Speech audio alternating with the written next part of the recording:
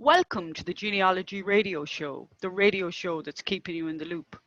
And this week's show, we have a fascinating guest, MartinMoore, and he's going to be talking about his latest book, which is called Deeds, Not Words. It was launched last week, and it's about 16th century Kerry. So welcome, Martin, to the programme. We're delighted to have you on air today. And Martin, can you tell us about yourself and about your historical research in Kerry? I can indeed, and thank you, Lorna, for inviting me today, and good morning to all your listeners there. So my own background is I'm an accountant based in Tralee with a lifelong interest in history. And in 2016, I decided to do something about this. So I went to UL and the master's program with the university there in local history, which was absolutely fascinating. And as a subject, I took from my thesis, I looked at the Fitzmaurice family in the 16th century in Kerry. Fantastic. And they were Lords of Kerry. They had a fascinating, if somewhat tragic story in the 1540s. Can you tell us about that? I can indeed, and very briefly. So we're talking about the Fitzmaurices, and in 1540, the 10th Lord of Kerry was becoming quite elderly, and he had 4 sons. And there was a lot of political change in England. This is the time of Henry VIII and his religious changes and his military changes. And Henry was quite interested in expanding the English sphere of influence in Ireland. And the Lords of Kerry became caught up in this. And I think it was all a bit too much for the elderly Lord of Kerry, so he handed over to his eldest son, also called Edmund. And Edmund was firmly aligned with the Tudor regime in that he was married to a kinswoman of the English monarch, King Henry VIII, and that woman's name was Catherine Zouche. And Catherine Zouche's sister was already married into the Earls of Kildare. Some of your listeners might be familiar with a chap from their history called Silken Thomas. And Silken Thomas's mother was a Zouche as well. Her name was Elizabeth Zouche. Okay, lovely. And so on his return to Ireland, Thomas Fitzmaurice soon got his house in order. What happened there? Yes, so effectively what happened is the elderly Edmund Fitzmaurice had 4 sons. And he had handed over to his eldest son, Edmund, that was married to the English lady down here in County Kerry. And they were based in North Kerry, centred around Lixnaw. So their sphere of influence really went from north of Tralee right up to the Shannon Estuary. So they were quite close to Clare. They had a lot of connections with Clare. But he died. The new man in the job died very shortly after he was inaugurated as Lord of Kerry. And very fast, the title fell through a number of his brothers and his nephews before finally devolving unexpectedly on the 16th Lord Thomas, who was then a military mercenary officer serving in Milan in Italy. So it's hard to believe that back in the 1550s, that this Kerry man, when he came into his inheritance, was in faraway Milan in Italy. Basically, what happened is his brother died, the eldest brother. The second brother died, Patrick. The third brother was killed in conflict down in Cork. These were times of conflict and military order. So unexpectedly, the 4th son came into his inheritance, and he had to return from Italy to pick up the pieces, so to speak. And as you can imagine, after the deaths of his 3 brothers and 2 of his nephews, the place was somewhat in disarray. In fact, the Claremen had contributed something to that state of affairs. There was incessant raiding across the Shannon into North Kerry.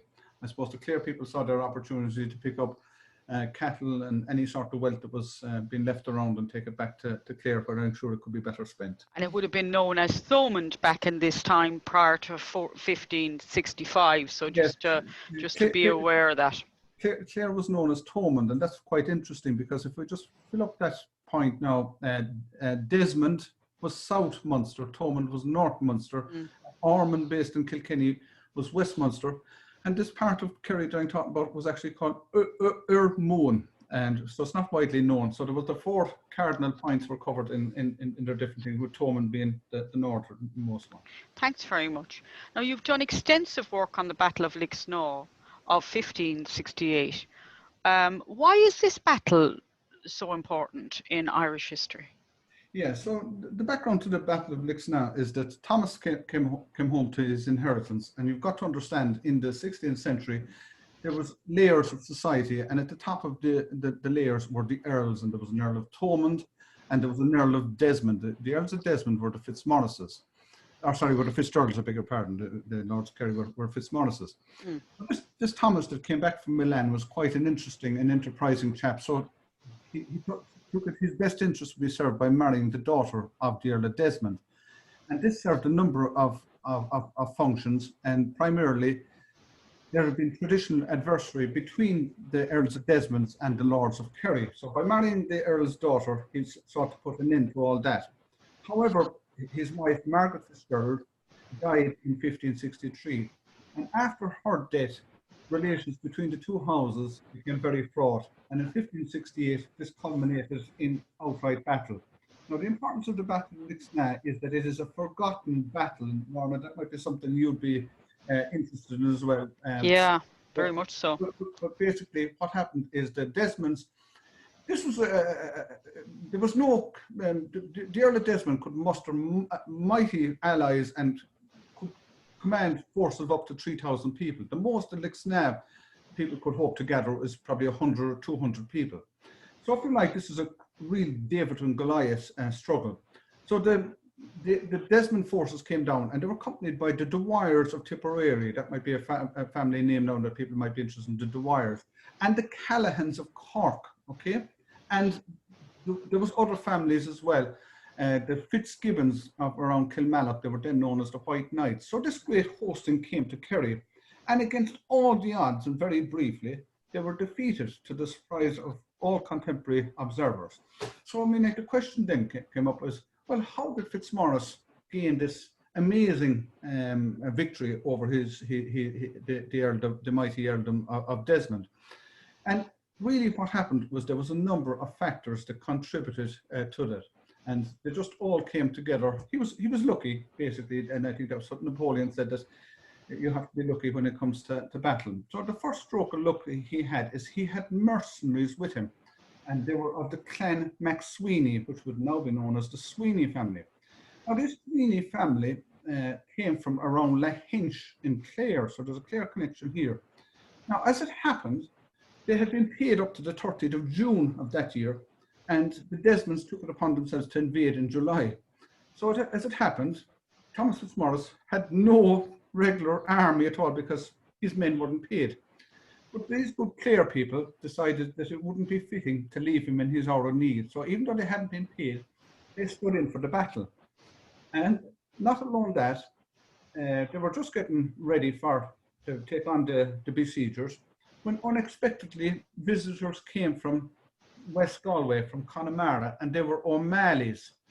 And the O'Malley's, the main person that people will recollect of this family in the 16th century was the infamous Grace O'Malley, who gained great notoriety as a pirate queen. So the O'Malleys back in the 16th century Ireland were famous as pirates. So they ranged up and down the coast. And fortunately for Thomas Fitzmaurice, they landed in Lixnaw just as the Desmonds were besieging his castle at Lixnaw. And very short, just to finish the story, using his continental military experience and using the rivers of North Kerry, particularly the Cash and the Field and the Brick rivers, he outmaneuvered the Desmond forces and inflicted a significant defeat on them, killing 300 of his adversaries. Fantastic. Well, that's absolutely brilliant altogether, and such an unexpected event to have happened, you know. So so they really did well there. Now, the Desmond rebellions, remind our listeners again about those times, the Desmond rebellions. So this is a genealogy story. So let's not forget the families involved and remind ourselves again that we'll say that I'm talking about the Fitzmaurices of Kerry and the Fitzgeralds, who were then the Earls of Desmond. Now, some years after the Battle of Lixnaw, the Earl of Desmond was at this stage detained in the Tower of London, okay? And what they decided to do is that Tudor influence was expanding into Ireland, and this meant that we'll say that clerks and tax collectors and the like were being extended into the more remoter parts of Munster, into Clare, deep into Kerry, into West Kerry, and this was causing resentment because it undermined the Desmond influence. So the Desmonds, a chap called James Fitzmaurice Fitzgerald, that's a confusing name now because it seems to tie in both the Fitzmaurices and the Fitzgeralds, harnessed this Irish opposition to this Tudor expansion. He pointed out to the magnates of contemporary Munster that their influence was being decimated by the intrusion of officialdom into Munster at the time. So he got a hearing from the people, and they turned against all this Tudor intrusion. So the Desmond rebellions was an attempt by a very powerful Irish magnate of the time to turn against, to reverse this tide of Tudor intrusions. So between roughly 1569, which is the year after the Battle of Lixnaw, and right up to the year 1583, there was incessant conflict in Munster. Towns were burned, the people suffered horrendously, and what have you. Now, on top of that, there was continental interventions at the time, and famously Spanish troops landed in Smerwick in West Kerry, there near Dingle, in 1579 and 1580. But the whole of Munster in the years 1580 was in total uproar, with battles raging up and down the province. Now, Thomas Fitzmaurice, we're talking about the Fitzmaurice family again, had 2 or 3 sons, and sorry, he had 4 sons, I beg your pardon. And his sons, as it happened, were nephews of the Earl of Desmond, okay? And it seems that they were more attached to the Desmond side of the family than to their father. And the father had to try and mind his inheritance, as every lord would have done. The O'Briens of Thomond would have been doing the same thing. The Mahons of Clare would have been doing the same thing. Of Thomond again, not Clare though.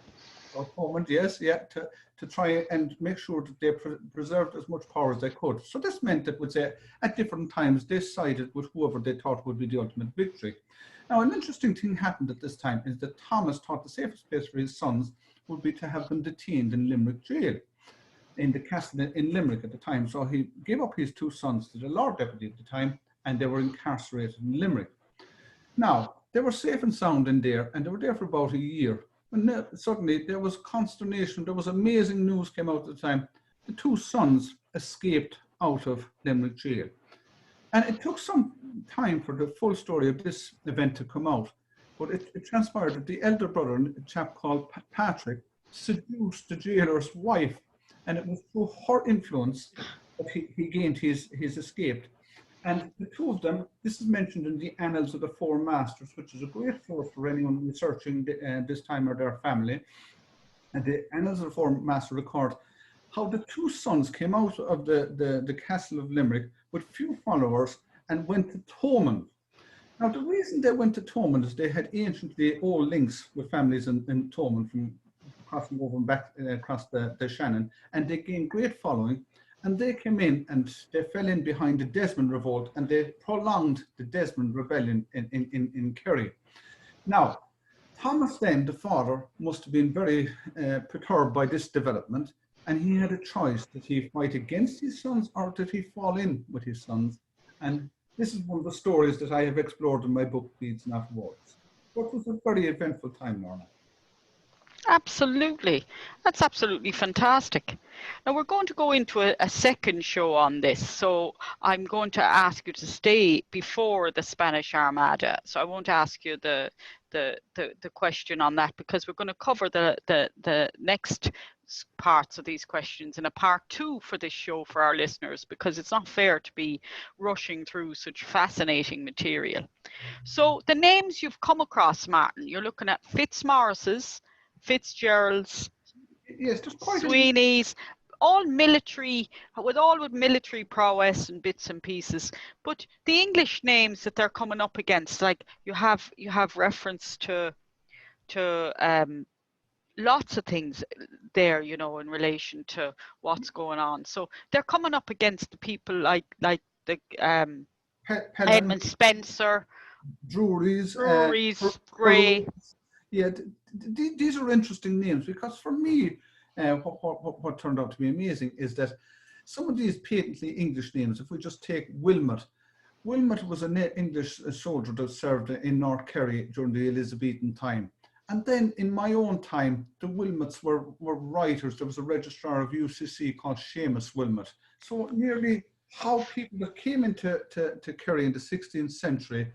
Fantastic. And the Druze are the same in Limerick as well. There's a connection of the Druze coming into Limerick. And these names come in and they change in how what roles they take. They don't take a military role maybe after the 16th century. And they get weaving into the fabric of the lives of, as we know them. Of society, yes. And perhaps a good example of that as well is Captain Flower. Now, Captain Flower was involved in the storming of Glen Castle in the year 1600. I've strayed a small bit beyond, but just to make the point that you're developing there.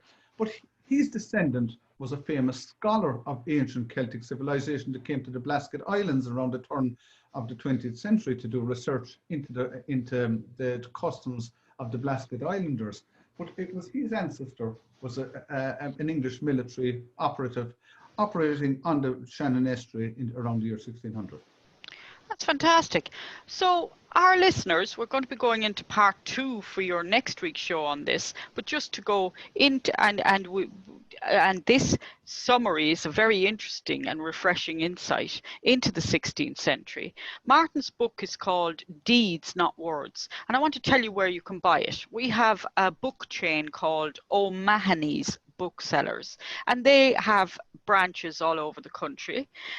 This is a limited run. I know Martin will run again, but it's going to be a valuable addition, and because it's covering information that you don't get anywhere else. And when you're going back in your history, you know, going back prior to the 1800s, listeners, just what it can be to try and get information on that. So you can buy it online through Mahony's Booksellers, and there's one in Tralee and in Limerick, or you like Martin directly also has details on that, and I can put that email up onto a blog, Martin, if that's okay with you. Is that all right? Absolutely, that would be great, Lorna. So that people can purchase the book directly from you. Now, you'd have to factor in postage for that as well, overseas listeners, please. Martin, it's not going to be included in the €20 price, and just be aware of that there would be postage costs if Martin has to post it to you, or if Mahony's are posting it to you as well. So that's a wonderful first part, and we will have a second part of that because we have the Spanish Armada to cover and so on for the second part. So thank you for listening, folks, and very, very interesting indeed.